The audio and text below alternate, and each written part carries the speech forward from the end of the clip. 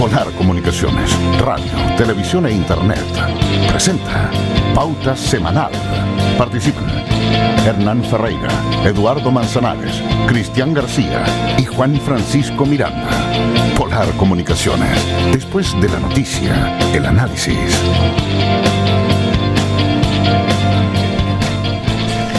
¿Cómo están? Buenas tardes. Pauta Semanal. Transmitimos como siempre de 15 a 16 horas. Programa que se repite el día sábado y el día domingo. Nos van a ver también por los espacios el día viernes. Nos pueden seguir también a través de Facebook Live. Y tenemos una semana bastante interesante porque a pesar de toda la convulsión que hemos visto a nivel nacional, ¿cierto? Y regional, todavía siguen las movilizaciones, todavía tenemos este descontento social, este descontento de la ciudadanía, ¿cierto? Todavía el aparato público no ha podido organizar bien y encauzar estas demandas y volver el país a la, entre comillas, normalidad, por lo menos a la cotidianeidad, ¿cierto? Y bueno, me acompañan en este bloque, tengo algunos panelistas que voy a presentar primero los panelistas y al final voy a presentar a una invitada que nos viene a acompañar. Voy a partir por las damas. Andrea Aranea, ¿cómo está Andrea? Hola, súper bien, muchas gracias. Contenta de estar aquí nuevamente con ustedes. Sí, la habíamos echado de menos, he reclamado la falta de presencia femenina y además de, sobre todo, el bloque al cual ustedes representan. Claro, por eso estoy sentada al lado de mi compañero, no es mi compañero, de mi... Claro, no le pueden decir compañeros, que los compañeros están en el otro lado. Bueno, y tenemos también a Hernán Ferreira, como siempre nos acompaña también. ¿Cómo está Hernán? Viene aquí como raro, sentado en el asiento de Eduardo Manzanares. Ah, claro. Ay, olor a azufre, como decía.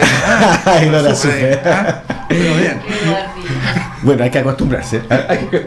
Ahora con el olor a quemado que está en todos lados ya no.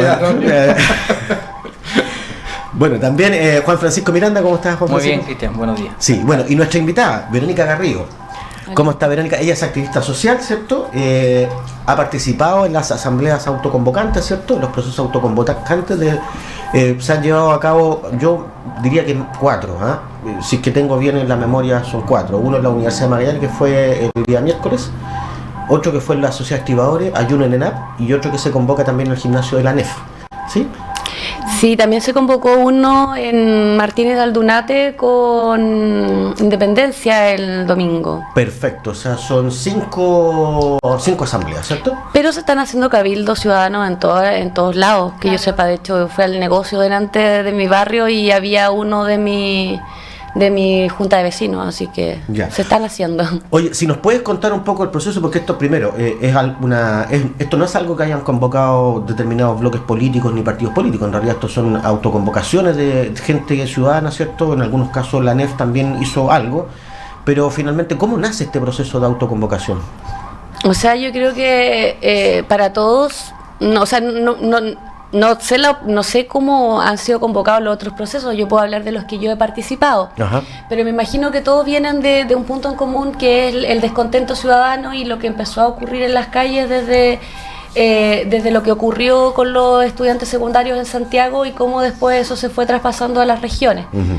Desde ese punto de vista, lo que pasó con la primera asamblea que yo participé, que fue en el sindicato de NAP, fue darnos cuenta de cómo habíamos varias personas que nos conocíamos desde distintas instancias desde el activismo social. Yo soy una de las personas que estuvo en el movimiento de un oncólogo para Magallanes, soy madre de un niño oncológico.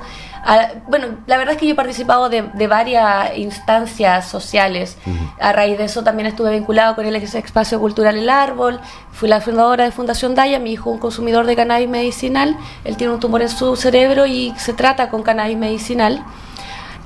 También de ser parte de colectivas de mujeres, de artistas, también estoy en 2 cooperativas de trabajo. Y bueno, desde ahí, entre conocernos, entre varias personas, de decir, bueno, está pasando algo, hay un descontento ciudadano que todos teníamos bien conversado en nuestros grupos de amigos, en nuestro círculo, bien qué es lo que pasa, que es algo que no nadie puede hacerse el loco y decir, oye, yo no tenía idea de lo que estaba pasando allá afuera, porque es algo que la realidad social no se puede negar. Y desde ahí decir, oye, ya, si nosotros tenemos un poco más de experiencia, por lo menos yo que estuve en el movimiento oncológico, en una causa social, y convocar a otras personas desde lo que fue también el paro del gas, de ver cómo nosotros ayudamos y nos ponemos al servicio más allá de nuestro ego y más allá de cualquier cosa para poder encauzar y tratar de alguna manera de llegar a alguna paz social y encauzar todo este enojo, esta rabia y esta violencia que viene de uno y desde otro lado. Oye, importante lo que señalas porque esta es una prueba, digamos, de que otra forma de hacer política no necesariamente a través de la política formal, digamos, sino que también puede ser el movimiento social, ¿cierto?, a través de la movilización, ¿cierto? El caso que tú señalabas de la protesta del gas o el caso que tú señalabas también del movimiento oncológico, un oncólogo para Magallanes. Eso finalmente es una demanda que la ciudadanía propuso y que se autoconvocó, ¿cierto? Y así como esa han habido otras expresiones de movimientos que han tenido, por así decirlo, un final feliz, porque llegaron a una cuestión concreta dentro de la política formal. Lo que está pasando ahora, a diferencia, es que todavía la política no ha hecho contacto con lo que se quiere y con la solución de fondo. ¿Cómo ves tú, digamos, la expectativa de la ciudadanía que ha estado participando en estos procesos? Yo creo que desde una semana, desde que partió este descontento, que la verdad es que también fue bien, a todos nos sorprendió. O sea, a mí no me sorprende lo que la ciudadanía se queja, porque uno que está ahí en el contacto en el día a día y también como madre de un paciente, de un niño enfermo, uno sabe todo lo que tienes que pasar y lo vi 2 años en quimioterapia, todo lo terrible que puede ser el sistema de salud en algunos casos. La demanda estaba clara entonces. Toda la demanda está clara, pero lo que está pasando hoy en día es que cada vez se va como y salieron todos a reclamar en el fondo lo que las causas legítimas, porque todo el mundo está reclamando causas que son completamente legítimas. Por lo menos tenemos claras cuáles son, que son materias transversales en nuestra sociedad, pero ahora se va viendo cada vez más cómo este descontento ciudadano en general se va encauzando hacia un objetivo común, que es el proceso de asamblea constituyente o la asamblea constituyente, como lo queramos ver o lo llamemos en un futuro. Pero la reforma a nuestra Constitución es un clamor popular que se está pidiendo y que ya no se puede apagar desde mi punto de vista. O sea, no es posible apagar algo que el pueblo y la soberanía popular están solicitándolo a gritos. Sí. Oye, una pregunta, en estos 2 asambleas que tú has participado, ¿cuánta gente más o menos asistió? Un número aproximado, no sé, no tanta precisión. La verdad es que la primera se convocaron a varios dirigentes sindicales y en realidad fue un tema abierto, que podía ir cualquiera y se trató de viralizar y de...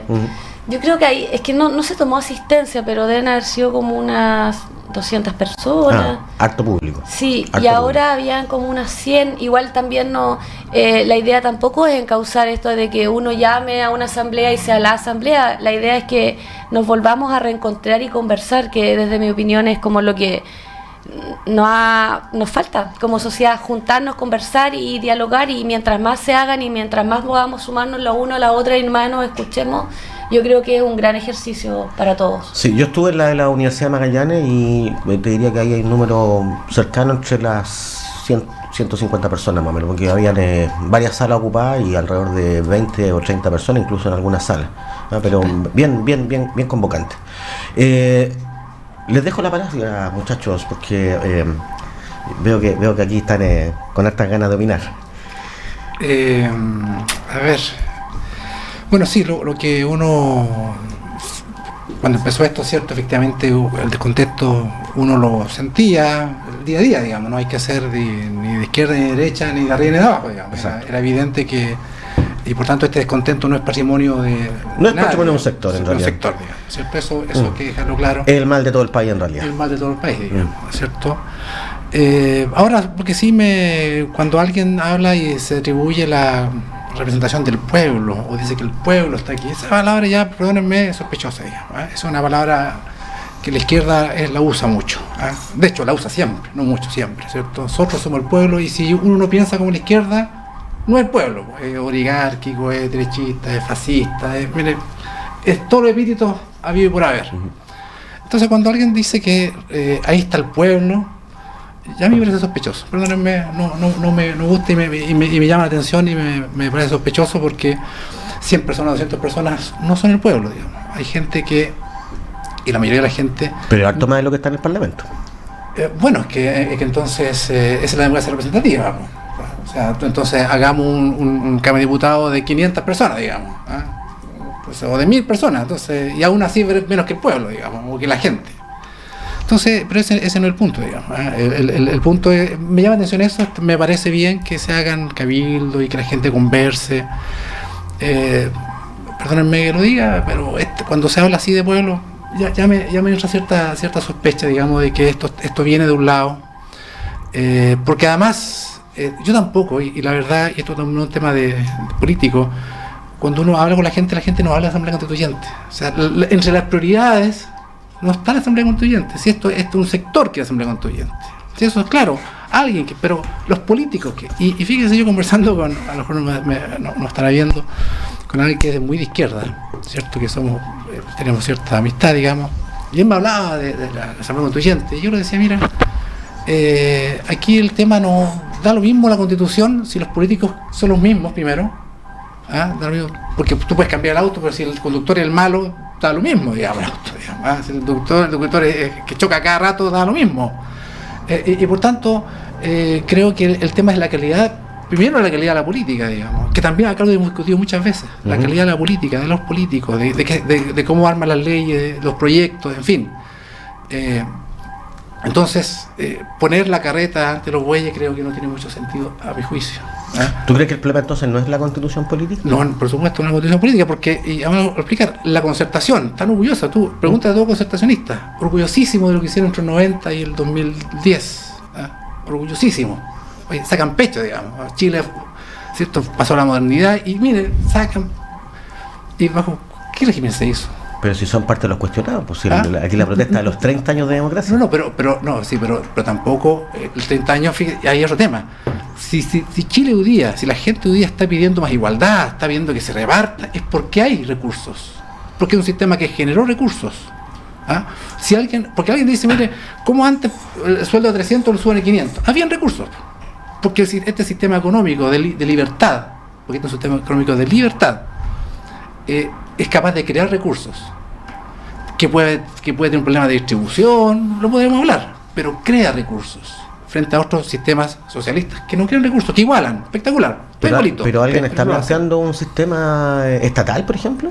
Hay un sector, por supuesto, pero por supuesto, de planificación centralizada del Estado. No, pero aquí acá el tema no es todo blanco, todo negro, digamos, ¿cierto? Aquí no es blanco, todo negro, porque es un tema que tampoco es absolutamente libre, digamos, ¿cierto? Esta cosa de neoliberal, eso no es así, no es absolutamente libre, porque el Estado igual regula, ¿cierto? Por tanto, que no correspondería. Sí. Juan Francisco. Sí, mira, yo diría que lo primero, que bienvenido que después de todo este estallido, esta manifestación de descontento, genere esta instancia de participación, de diálogo, de discusión.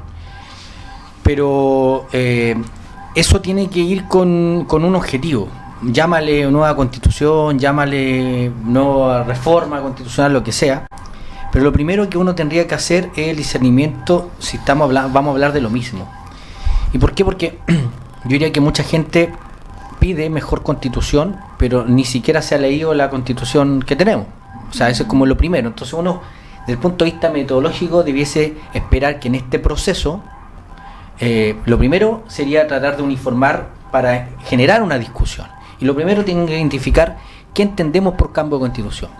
Y ahí lo que yo constato es que no se trata de encontrar la perfección de una constitución, porque en realidad no hay ningún país. Nos vamos a demorar 100 años en encontrar esa perfección. Porque no hay ningún país que con constituciones relativamente nuevas, al día siguiente tengan que buscar mejora o perfeccionamiento. Entonces hay que separar dos ámbitos. Uno, siempre vamos a encontrar manifestaciones frente a algo que me parece injusto y van a haber grupos, y eso no tiene que ver con el tema de la constitución precisamente. Pero otra cosa, que cuando se habla de modificación de la Constitución, tiene que ver, donde a mi modo de ver, tienen que establecerse los principios que van a regir la manera en que nosotros nos vamos a relacionar.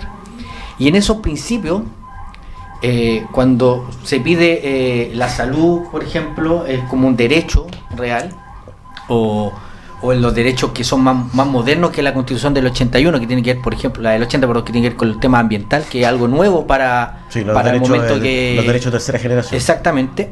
Tiene que ver con cómo nos definimos los principios que van a regir el país por un tiempo. Y ahí la discusión, el meollo, tiene que ver con una discusión que no se dio en los 80 y que probablemente la constitución anterior del 25 tiene que ver con la manera en que nos vamos a relacionar con sociedad. Es lamentable que se reduce finalmente al sistema electoral. Generalmente se entiende que es un tema de la política, que es el tema cómo nos elegimos, si es bicameral, no es bicameral, o sea, pero el principio y lo que a mí me mover, creo que estos cabildos deben generar, es la discusión para jerarquizar o priorizar ciertos derechos. ¿Y a qué me refiero? Hoy día nuestra constitución, que es del año 80, que fue reformada el 2005, reformada principalmente con temas como los enclaves autoritarios, pero los principios no fueron modificados. Y para mí ver cuál es el principio que debe tener una discusión, que debe ser plebiscitado y que debe ser abiertamente discutido, tiene que ver cuando el derecho a la propiedad privada se impone o está sobre o está bajo otros principios que tienen que ver como por ejemplo principios sociales. Y la Constitución del 80 hoy día prioriza la prioridad privada por sobre la propiedad o los derechos sociales o públicos. Entonces, cuando tengamos esa es la confrontación, porque probablemente el 80% de la Constitución que tenemos en términos de regulación va a quedar en una nueva Constitución. Pero es la discusión sobre los principios, que es donde ahí creo que el debate debiera ir tanto, porque si no, vamos a llegar a una catarsis completa, colectiva, que va a abrir, puede generar frustración en términos, y eso no se encausa. Porque la expectativa la deja demasiado arriba. Exactamente. Entonces, lo que tenemos que tratar de concentrar, o orientar o focalizar es a discutir los principios. Y cuando me refiero al principio de la propiedad privada por sobre, hoy día, por ejemplo, en un ámbito súper visible, la propiedad del derecho del agua, o sea, la propiedad privada, yo tengo un derecho de agua, está por sobre el derecho de una comunidad, por ejemplo, para abastecerse de agua potable. Entonces, frente a eso, ahí hay que tomar esta discusión y centrarla. Y no ver fantasmas donde no lo hay, Hernán, porque en realidad aquí la consigna, yo tampoco soy muy amigo de la consigna, pero si vamos a discutir de la Constitución, veamos estos principios para ponernos de acuerdo. Y no en esta discusión que hemos tenido hace ya 10 años, en términos de ejercicio de participación, en el gobierno de Bachelet se hizo un proceso, hicimos, justamente. Y quedó en un cajón. Entonces, si vamos a tener esto, me temo que en 2 o 3 años más la frustración va a ser mayor y probablemente la paz social que todos buscamos no la vamos a encontrar. Sí, Andrea. Yo sí. Andrea, bueno, está impaciente ahí la vida. Estaba pensando, no quiero rebatir lo que dice Hernán, pero a mí el tema de la palabra... para que muestre que hay diversidad en la derecha. La palabra pueblo no digo que sea solamente de un sector, creo que es bonita lo que significa en el fondo pueblo, que igual todos entendemos que es un término un poquito ambiguo, pero dice relación como con sentirnos representados con algo de manera unida. Yo como persona de derecha no digo que esté mal decir el pueblo, o porque la gente diga el pueblo, yo no voy a ir a una marcha porque digan el pueblo, porque yo siento de que justamente pasa por eso, de que otros sectores políticos se apropian de las luchas o causas de ellos, porque nosotros mismos somos los que no nos queremos integrar a eso, como que nos da miedo decir, no, es que yo no voy a participar porque el pueblo a mí ya no me gusta, entonces yo no me siento representado con ellos. Yo sí me siento representada con las consignas, con lo que está pidiendo hoy en día la gente. Me conmovió también escuchar tu historia, y como mamá me duele mucho más, o sea, saber la impotencia que quizás debes sentir tú y muchas otras mujeres o padres de nuestro país, de que no puedan solventar o tengan hijos enfermos y que el Estado no les garantice la seguridad o el bienestar en cuanto a salud, económico, para poder paliar esas enfermedades. Es duro, y no por eso yo me voy a restar, y yo siento que por eso, Hernán, pasa de que se abanderiza hacia ciertos movimientos políticos, porque nosotros mismos somos los que no queremos participar por un tema quizás de prejuicio, de que no, y eso también está mal, porque finalmente nos estamos restando y no sumando, y en este movimiento tenemos que sumarnos y permanecer todos unidos, porque en el fondo esto no es un tema político, obviamente, porque le llegó a este gobierno, pero más que político es un tema social. Entonces, o sea, es un problema social que ha desbordado y ha puesto en jaque el Estado, y por lo tanto estamos con un problema que se soluciona políticamente, la única forma para la estabilidad de conducción. Sí. Pero la pregunta de fondo, Yo creo que todo el mundo tenemos claras las demandas, el tema salud, pensiones, ¿cierto? Educación, el sueldo, ¿cierto? El costo de la vida al final. ¿Pero eso requiere un cambio constitucional? ¿O es perfectible a través de la agenda social, por ejemplo, que le ha llamado el presidente de la República, o de ley a lo mejor de más largo plazo, o de alguna agenda ya no llamarla social, sino que directamente una agenda política? Yo estoy convencida que la Constitución requiere tener tintes mucho más solidarios. Creo que eso abarca y como bien lo dice JC, es como la base de los principios de claro, la Constitución. Pero un tinte, no un cambio radical. Creo que claro, que tiene que estar y que hoy en día no ha estado.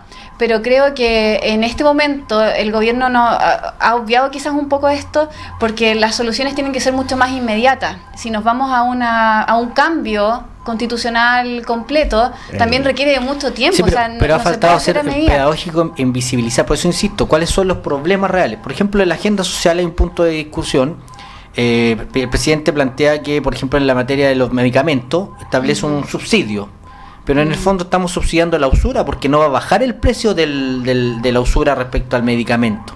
Lo que va a bajar es el poder para comprador, pero finalmente vamos a estar subsidiando la usura. Claro. Pero no podemos atacar la usura porque constitucionalmente el derecho a la propiedad privada, que yo tengo elementos para poder comercializar, ese está por sobre el derecho social o colectivo de establecer montos máximos para efecto, por ejemplo, regular aquello. Claro, ahí no hay antinomia, sino que prima un derecho por sobre el otro. Exactamente. Sí. Yo quisiera, para dar la palabra, hacerme cargo de lo que han estado hablando, de dos cosas. Primero una cosa de forma y después una cosa de fondo. En cuanto a la forma, creo que es bien importante, yo lo estoy diciendo, yo nunca pertenecí a un partido político, solamente soy una persona que se metió mucho al activismo social a partir desde la enfermedad de mi hijo. Antes yo era una mamá común y corriente. Lo que yo he visibilizado, o sea, primero en cuanto a la forma, siento que uno de los grandes errores de la política partidista que ha estado siempre es que primero se van por las ramas, nunca se van a atacar el origen de los problemas y se ponen a discutir, eso se lo digo a todos, cosas que no importan, o sea, como pueblo, eso no importa, estamos hablando de afuera, que había acá una marcha que nunca se había visto antes en Punta Arenas, en Santiago y en todo Chile. Entonces ya eso de derecha, izquierda, yo creo que eso ya todos tenemos que dejar de mirarnos el ombligo, dejar los egos personales, dejar que tú eres de aquí, de allá, porque hay una realidad social que nos grita afuera otra cosa. O sea, de verdad, y eso en cuanto al fondo, o sea, hay cosas que yo les puedo decir en cuanto al sufrimiento humano, cosas horribles que tú ves afuera y que no se las tengo que decir porque todos las sabemos lo que pasa allá afuera, y es eso lo que la clase política no se ha hecho cargo hasta hoy en día. Ahora vienen a decir que se dan cuenta, o sea, sabemos, en derecha y en izquierda han tenido la oportunidad de cambiar las cosas y hemos tenido que llegar al punto que tuvieron que venir los estudiantes secundarios a través de formas que quizás las vías de hecho son las vías de hecho al final. Claro, de la violencia, que a la vez desató más violencia y nos tienen a todos sumidos en esa violencia porque no hemos sabido capaz de entendernos y de mirarnos a los ojos y de decir, oye, dejemos nuestras discrepancias de lado, que si tú eres de aquí, si eres de allá, eso ya no, eso es lo que nos tiene como nos tiene. Yo me he dado cuenta, por ejemplo, en el caso del aborto, reflexionando, ahí me voy a meter al tiro en un tema bien polémico. Harto rato se discute que no sé qué, que la vida, en vez de discutir si de cuándo empieza la vida, ¿por qué no discutimos qué pasa antes del aborto, qué pasa después del aborto? Nos centramos en la consecuencia y no en el origen. Y por eso que yo creo que el tema de la Asamblea Constituyente es muy importante, como lo han dicho, el tema de los principios. Supuestamente yo tuve la suerte, con mucho esfuerzo, de tener la profesión de abogada, la que no puedo ejercer porque tengo un hijo enfermo del cual me tengo que hacer cargo sola. O sea, trabajo 11 horas en un sistema laboral normal porque en cualquier momento tengo que partir a Santiago y no sé qué. Bueno, todos esos cuentos que toda la gente sabe de bien en el día a día. Pero tú te das cuenta en la realidad social que te abruma cuando tienes cosas acá, por ejemplo, en la región, ves mujeres. También trabajé con mujeres víctimas de violencia intrafamiliar, que te das cuenta, tú le dices, ya la empoderas, oye, no, que no seas víctima de violencia, bla, bla, bla. Pero si tienes allá afuera el ingreso de arriendo, por lo menos son 400.000 pesos lo que sale acá en la región de Magallanes un arriendo. Claro. Y una casa interior por 300.000 pesos con un dormitorio. Y anda a decirle a una mujer que ha vivido toda su vida a expensas de su marido, que lo deje, porque no está bien que la agredan, que no está bien que la golpeen, que no está bien que su hijo... ¿Pero de qué va a vivir después? Pues? Y va a salir una persona con cuarto medio, a lo más va a ganar 400.000 pesos, que le va a alcanzar para pagar el arriendo. Y la mayoría de los hombres ejercen violencia económica y no pagan las pensiones. Y bueno, y así es una realidad social que de verdad que tú ves, no hay hogares en Punta Arenas en este momento, no tenemos hogares para niños mayores de 7 años, que es el hogar civilo. No hay hogar, yo que estoy trabajando ahora con adultos mayores, no hay cupo ves a adultos mayores que viven en condiciones precarias acá en nuestra región, abandonados. Sí, bueno, hay una lista. Hay una lista interminable, entonces tú dices, vamos a seguir fijándonos en que si dijo pueblo, si dijo esto, no. Tenemos que dejar eso de lado, o sea, de verdad yo los invito a eso, a que hagamos nuestro mea culpa y hagámonos cargo de la realidad social y que no nos vayamos por la rama, porque para mí eso es un insulto para todos. Sí, bueno, nos vamos a ir a la pausa, pero al retorno vamos a seguir discutiendo esto porque quedaron aquí réplicas de los comentarios. Pausa semanal.